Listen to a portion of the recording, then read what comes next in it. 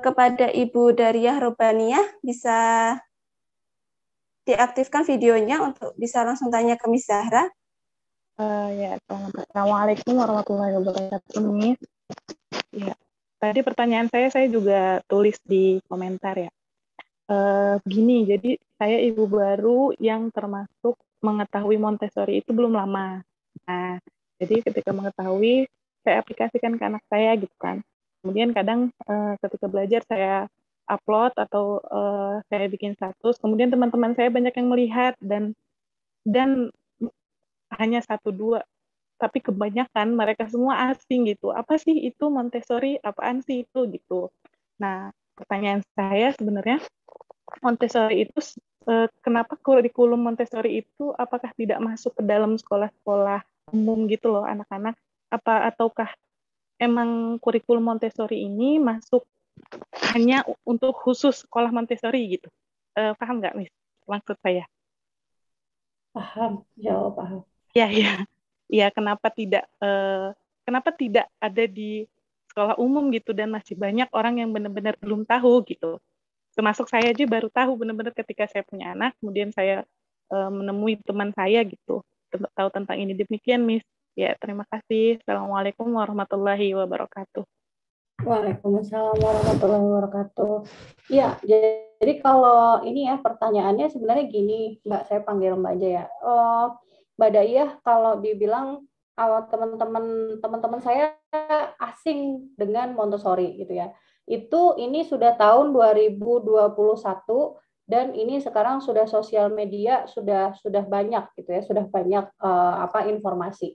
Saya ketika belajar tahun 2013 dan itu saya ngomong Montessori itu semuanya nggak ada yang tahu gitu ya. Jadi benar-benar pada waktu itu setahu saya hanya ada 2 sekolah atau hanya sedikit sekolah di Jakarta gitu ya yang mengaplikasikan itu gitu. Nah kemudian dan itu nggak masalah gitu ya, karena memang nggak banyak orang belum paham juga gitu. Tapi alhamdulillah ternyata ketika tahun 2016 gitu ya, waktu itu booming banget Montessori gitu ya. Saya juga nggak nyangka gitu, pada waktu itu saya belajar juga, pokoknya saya tahu ini metodenya bagus gitu ya. Jadi ketika saya ke Australia untuk belajar ini gitu ya, juga saya tahu wah ini bagus banget gitu ya. Kenapa di Indonesia kok enggak? Itu juga pertanyaan saya gitu. Jadi sebenarnya kalau saya lihat, kita baca sejarah Ki Hajar Dewantara gitu ya. Ki Hajar Dewantara itu pernah mau mengundang Maria Montessori untuk datang ke Indonesia. Tapi waktu itu kita sudah terlanjur dijajah oleh Jepang. Jadi tidak jadi gitu ya. Tidak jadi, makanya Montessori hanya sampai ke Malaysia dan juga ke India gitu, akhirnya beloknya ke sana gitu. Nah kalau di Indonesia enggak gitu ya, makanya kenapa di sekolah di Malaysia dan India lebih banyak sekolah Montessori dibanding di Indonesia gitu.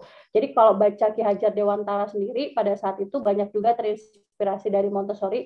Boleh baca bukunya ya, ada 2, Pendidikan dan Kebudayaan, itu bukunya Ki Hajar Dewantara, itu berkali-kali nulis tentang dia terinspirasi dengan children center yang Montessori, dia terinspirasi dengan hands-on learning yang Montessori gitu ya.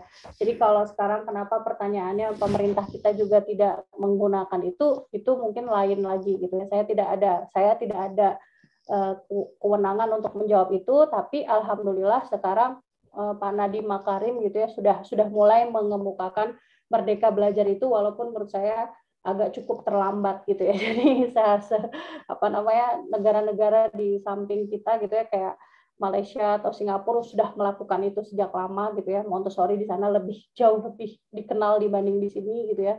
Nah, mudah-mudahan nanti pemerintah kita mulai banyak mengetahui gitu ya. Ketika saya ngurus izin sekolah di tahun 2016 gitu ya. Jadi saya sudah lama tapi baru izinnya baru beberapa tahun kemudian, itu juga sama gitu ya. Diknas kita juga masih banyak kebingungan soal ini gitu ya. Jadi kita sama-sama belajar lah.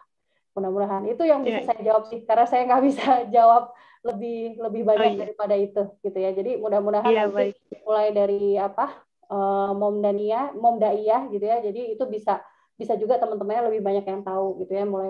Saya makanya waktu itu nekat bikin buku gitu ya. Alhamdulillah ternyata banyak yang belajar juga gitu kan. Berarti kita nggak pesimis ya, bisa optimis terus untuk bisa, mudah-mudahan bisa, menurut saya ini bagus ya, metodenya memang bagus gitu. Jadi mudah-mudahan lebih banyak lagi yang bisa belajar dan tahu dan mengaplikasikan ke anak-anak atau murid-muridnya di sekolah seperti itu.